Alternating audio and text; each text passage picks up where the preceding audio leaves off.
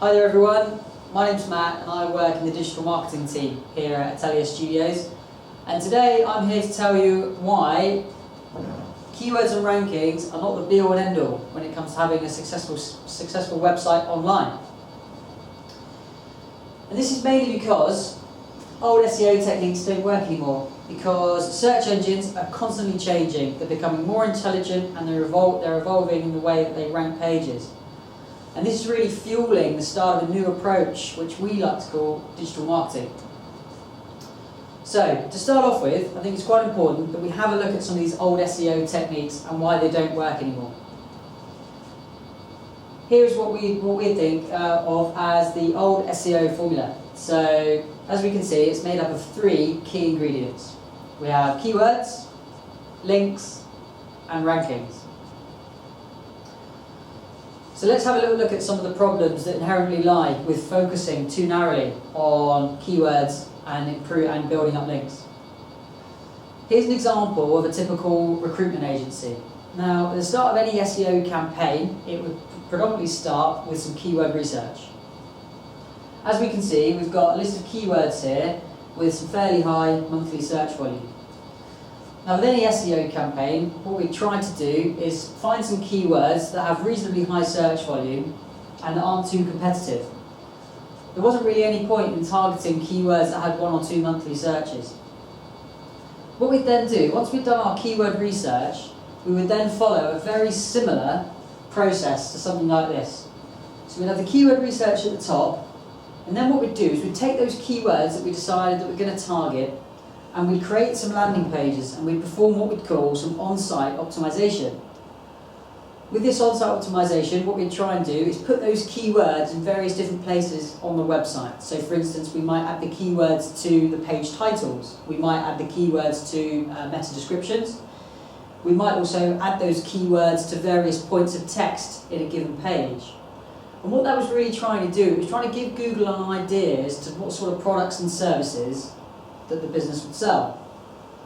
What we'd then do with those keywords is perform some off-site optimization, and really the goal of that was to build the backlink profile of our website. Off-site optimization might typically entail creating some articles which would be posted on various other blogs, but what we'd also do is try and post the website to various link directories. Following this whole process, the end result was to really increase our rankings.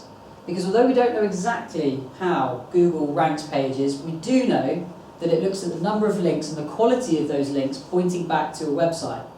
So to put this very simply, if website A had 1,000 links and website B had 10 links, generally speaking, one with more links, providing that they're just as relevant as the website with very few links, would rank more highly because it's seen as more popular, more sites are linking to it. So therefore the content must be better. Once we've increased the rankings, generally speaking, the byproduct would be that there'd be a surge or an increase in search traffic back to your website. And that's generally a very standard SEO procedure. This method of SEO was great. But in 2011, Google announced it would start encrypting visitor searches. So every time somebody used the Google search engine, the keywords that they put into Google would be hidden from website owners and digital marketers. Fast track to today, and we might see something like this in our Google Analytics profile. And as we can see, this particular website had 21,000 visits. But 16,000 of those particular visits, the keyword data for them is hidden by Google. And it's worth noting here that Google only does this for organic search traffic. If for example, we were running a paid search campaign using Google Analytics, all of the keyword data would still be available. A lot of people ask us, well, why is Google doing this? Why is Google hiding this visitor search data? Well, according to Google, it's all about protecting a searcher's privacy.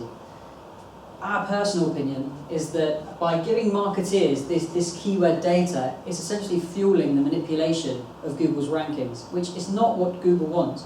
Google wants to rank its own pages based on their authority and using the 200 or so ranking factors that they use to determine a page's relevancy for a given search.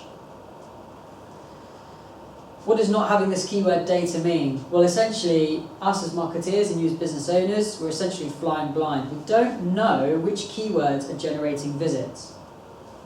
And there's a couple of problems that are associated with not having this data. Firstly, if we can't track which keywords are generating visits to our site, how can we know if they're working? The answer is we can't. We can't track the return on investment for a given keyword that we're targeting. What we've also got to look at is that we could be spending our time optimizing for keyword X when in actual fact it's keywords Y that are generating the inquiries to our website. The other problem as well is that by narrowly focusing our attention on just purely targeting keywords, it's potentially diverting our attention from other online opportunities that may be more lucrative or that maybe would generate more inquiries for the business. So we've had a little chat about keywords and the inherent problems with those. Now let's have a little look at rankings and what sort of problems they can cause if we're just focusing on increasing our rankings in Google.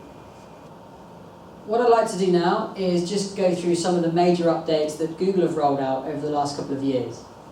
Firstly, we had Google Panda. Now this update was designed to target low quality sites that and the majority of their content was duplicate content, okay? So all they were doing was duplicating content on the web. They weren't really writing anything original, and the value that they were giving to visitors wasn't a great deal. And what this update was designed to do was to demote these low quality websites and increase the rank of those websites that were higher quality. Then we had Google Penguin. Penguin was a spam fighting algorithm update, and this was really designed to, again, demotivate pages that looked a little something like this. So here's a snippet of what a typical piece of web spam might look like, and here's some of the problems that are wrong with it. So we've got a load of links down the left-hand side, they're completely irrelevant, they've all got the same wording. We've got a load of duplicate content going on. We've also got keyword stuffing, and to be honest, the content isn't original, it's not telling us anything new, and it's not really adding any value to the internet whatsoever. Then we had Google Hummingbird.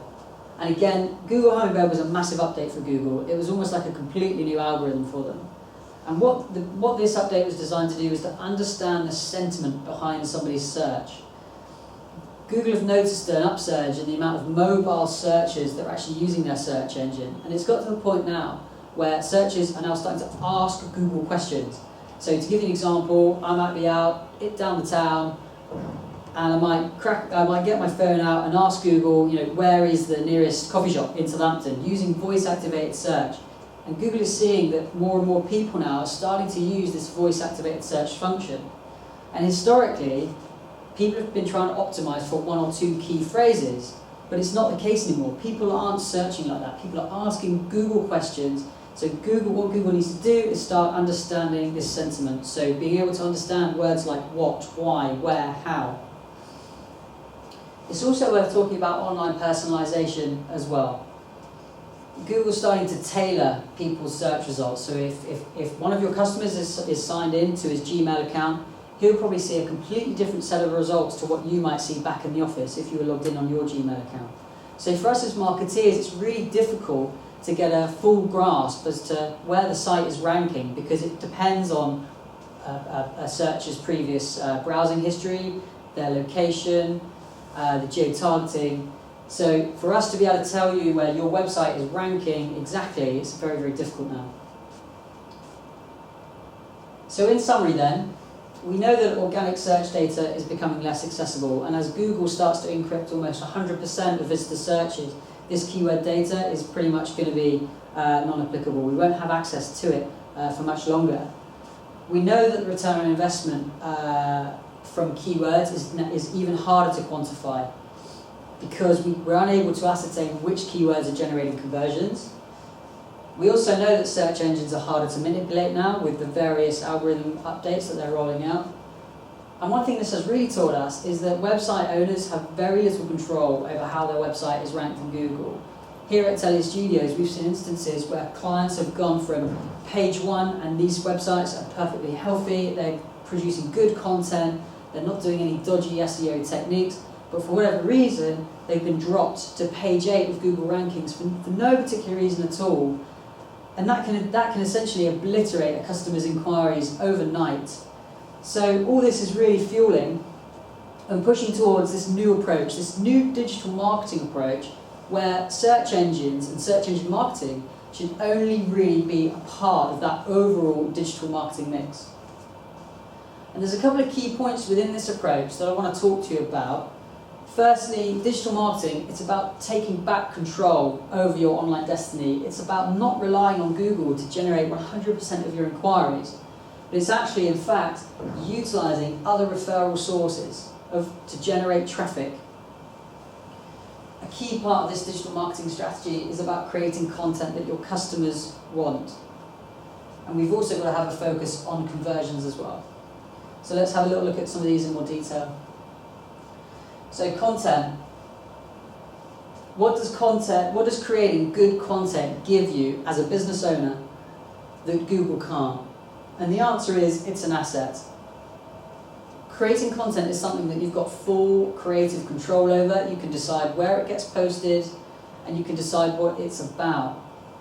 Surely, in business terms, it makes better commercial sense to invest your marketing budget in something that you can control the distribution of and control the tone of and what you want to say, rather than Google's rankings, and which we've seen you can be on page 1, 1 week, and then be on page 8 the next. So what I'd like to talk to you about now is referral traffic and how we can utilise that to boost our visitor potential and increase the traffic that's coming back to our websites. So essentially, referral traffic is any traffic that's coming to your website from another website. And in fact, search engines are technically known as a referrer.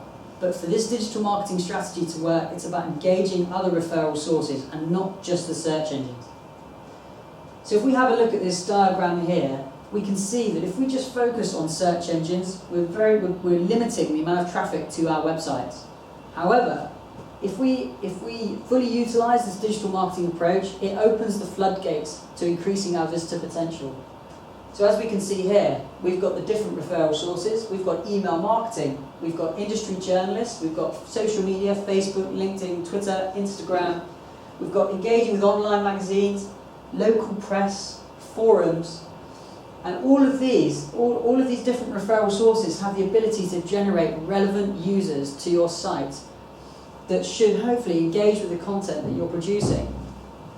As we mentioned before, ascertaining the return on investment from search engine traffic is really tricky because we can't identify which keywords are working. But we know, and experience tells us, that here's an example for you. If we set out an email marketing campaign to our clients, with the latest email marketing software, we're able to tell you which people are clicking on your email, which people are clicking through to your website, and which people are buying stuff as a result of seeing that newsletter. It's incredibly targeted, and it gives us that conversion tracking and that return on investment which we need, and which you need as business owners to be able to justify your marketing spend. Now, there is one massive benefit to focusing on referral traffic other than the search engines as well. By publishing this content on all of these different avenues, what it's going to do is it's going to create this natural linking effect. People are going to start talking about this content, and they're going to be discussing it online.